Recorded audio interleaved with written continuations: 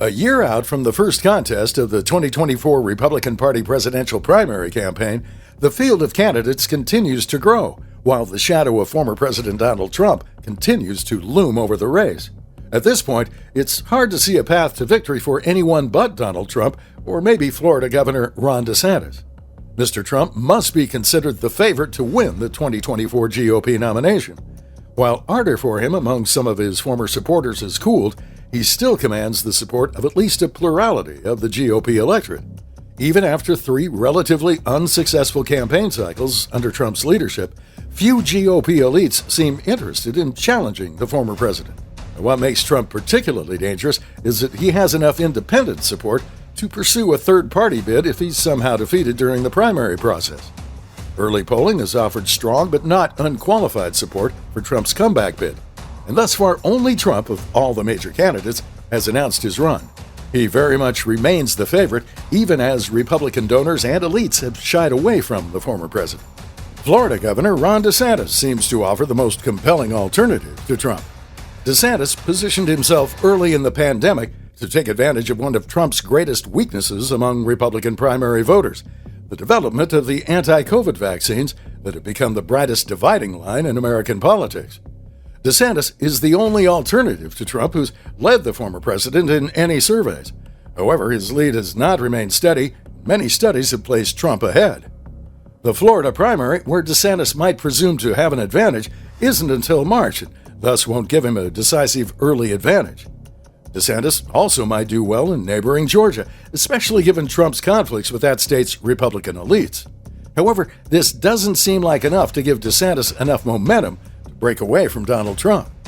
South Carolina Senator Tim Scott has yet to announce his candidacy, but he's made trips to Iowa, and there seem to be indications that he is at least exploring a run.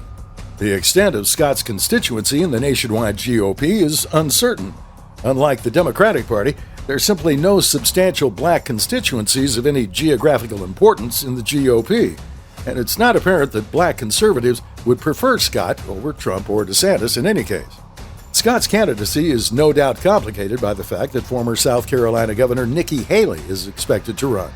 Haley has a higher national profile than Scott due to her diplomatic work during the Trump administration. In the unlikely event that both Scott and Haley make it to the South Carolina primary, any split would benefit Trump or DeSantis. A victory by either would keep their candidacy alive, but likely wouldn't have strong legs beyond the Palmetto State.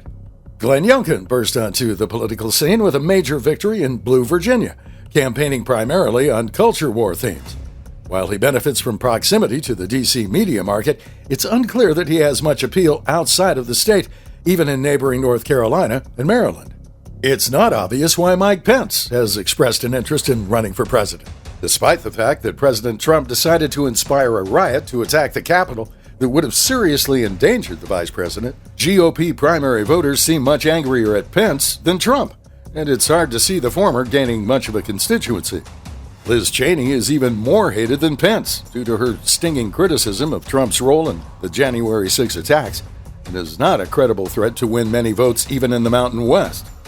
Larry Hogan would offer a different and more moderate direction for the party, but there's little reason to believe that GOP primary voters want or believe that they need a different direction. Trump may be the frontrunner, but in many ways, he's also the most vulnerable candidate.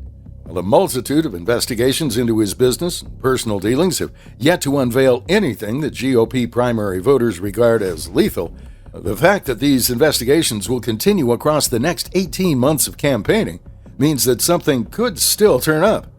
Meanwhile, President Donald Trump is currently 76 years old, and while President Biden is even older, catastrophic health outcomes are always a risk for elderly people.